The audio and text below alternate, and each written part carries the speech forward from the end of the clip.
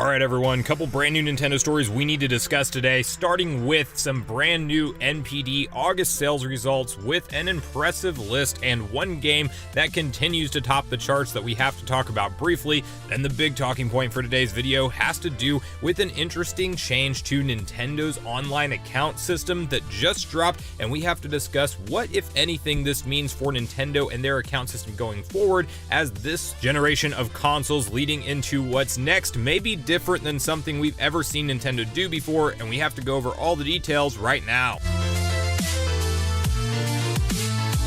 What's up, Nation? If it's your first time on the channel, make sure you join Sunbro Nation by subscribing below, hit the like button on this video if you enjoy it today, and make sure you turn on your bell notification icon so you're kept up to date with all the newest gaming news. Now, I'm off camera today because I am mobile, but we do have to talk about a couple Nintendo stories that are a big deal. The first one starting with the August NPD sales results, which, if you are not familiar, tracks video game and console sales here in the North American region, and we are talking about physical video game sales when we look at this list, so keep that in mind. And you have right at the top of the charts the game that continues to sell, that will never die, never go away, Mario Kart 8 Deluxe, topping out the August sales charts. And while this has been a game that's been bundled with the Nintendo Switch numerous years in and years out during the holiday season, it continues on months when it is not bundled to sell. It is a staple that apparently most Switch owners decide to pick up when they get a new console, and I'm sure things like the Booster Course Pass Wave 1 and 2 being out and Wave 3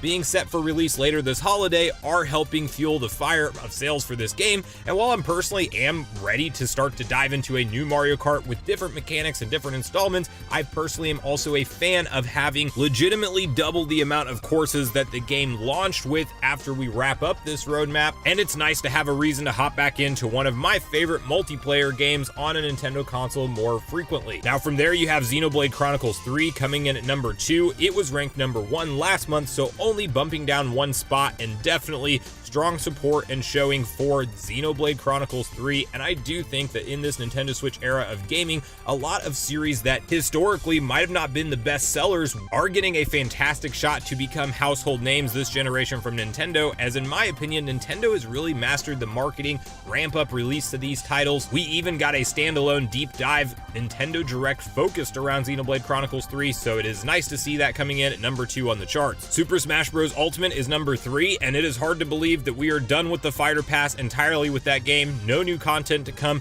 for Smash Ultimate, and we will probably be waiting around for quite a while for anything new in the Smash universe. I'm saying early into the next Nintendo Switch's life cycle, or whatever the next gen console is at the soonest, so this one at least still has legs that will continue to sell and be a staple pickup for people who are new to the Switch. Then you have Kirby and Forgotten Land on number 4, and Kirby is fastly becoming a franchise for Nintendo that gets a lot of love and focus, and they are definitely, I would almost say, flooding the market with Kirby games in this 30th year anniversary celebration for the Pink Puff, so Kirby's still getting a lot of love in the sales department. Pokemon Legends Arceus, personally, to date, my favorite Pokemon game when it comes to the core mechanics of how you traverse, capture Pokemon, enter and exit battles, and I am just hoping that Scarlet and Violet adopts some of what we saw in Arceus. It looks like it's a mix more between the traditional progression of Pokemon games, but yet being open world, and also maintaining still some of the core mechanics that were developed and kind of tested, in my opinion, on Legends Arceus. But a fantastic game, and one that I'd recommend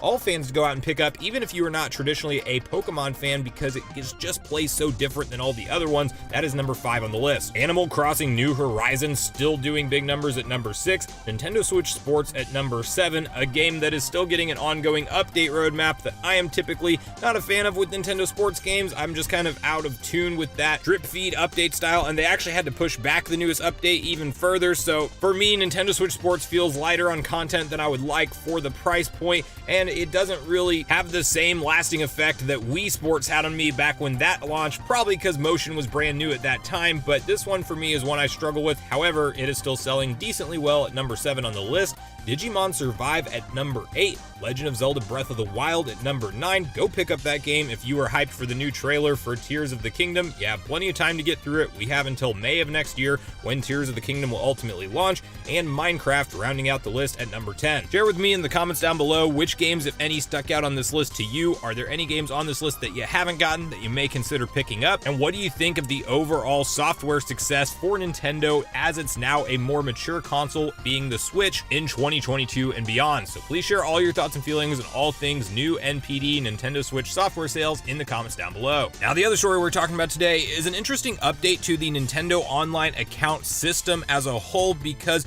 up to this point in time, you've been able to sign in through various methods or even create your Nintendo account through various methods. And I do think that this is going to kind of spawn an interesting talking point around what Nintendo might be planning for the future when it comes to Nintendo accounts and Nintendo IDs rolling forward, because historically they have retired account systems from generation to generation, and we have an interesting roadmap and statements directly from Nintendo themselves around what they plan to do with this generation, and it is something that up to this point in time we have not seen them do before. And the reason the Nintendo account systems are in the news today is due to this following post that you can see over on the Nintendo of America Twitter account, where it reads, "As of October 25th, 2022, you will no longer be able to sign into a Nintendo account using a Facebook or Twitter account. We apologize for any inconvenience. More info on signing in at a hyperlink that I'll have included down in the description." And all you need to know if you did do this, where you signed up for your Nintendo account utilizing Facebook or Twitter, is that you will essentially, going forward, have to use a email and password login. And there are some more detailed steps on the link that I will have included in the description,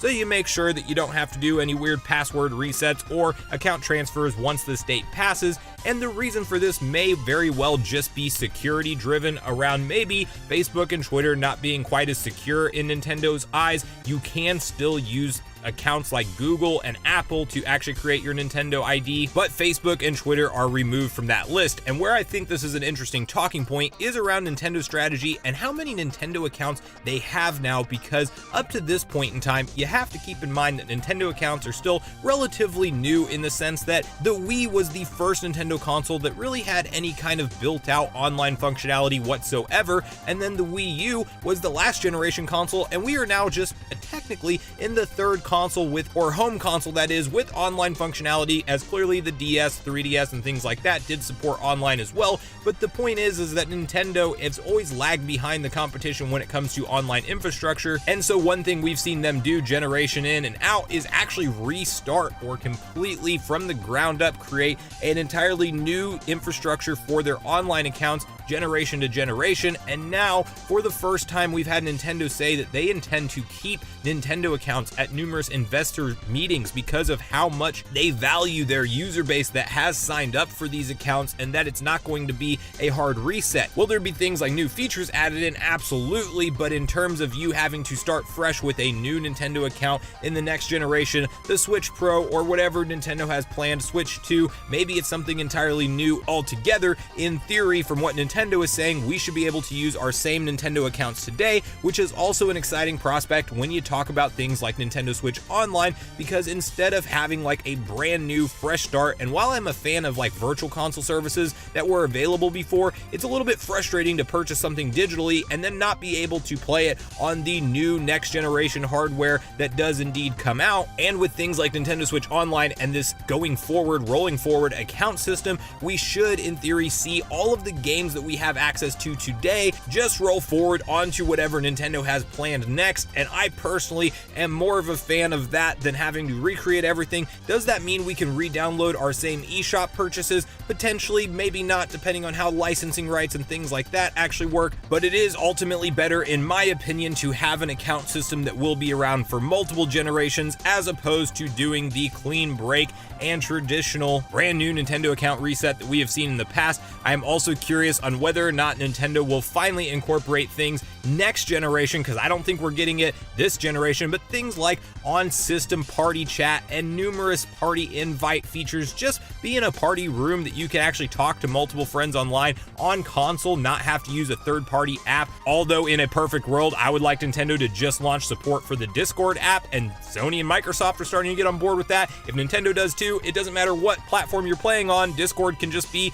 the interface and the user base for all gamers to talk to each other, especially now that we're into to more cross-play style games in the modern era, so there's a lot of exciting prospects with Nintendo and the future of their online accounts. Clearly, they're slow to make changes, and we will ultimately have to wait and see what they have planned. I want to hear from you guys at this point in the video on both the different stories we talked about today. How are you feeling about the NPD sales charts and how Nintendo Switch software continues to sell, specifically Mario Kart 8 still being at the top of that list? And what would you like to see from the future of Nintendo accounts going forward? And will you personally be affected by this Facebook/Twitter removal of the login process? And definitely share with me whether or not you're excited for things like Nintendo Switch Online and even potentially eShop purchases to roll forward into what's next for Nintendo, and how you feel about the state of NSO and the overall Nintendo account process where it stands today. So regardless of your thoughts and feelings on everything we talked about today, I do look forward to hearing from you all in the comments down below before you leave the video, as I do look forward to getting a back and forth conversation started with you all around these topics. Go watch yesterday's video next if you haven't already, which is on screen right now. Also make sure you like, subscribe, turn on your notification bell, and I will see you guys in the next video.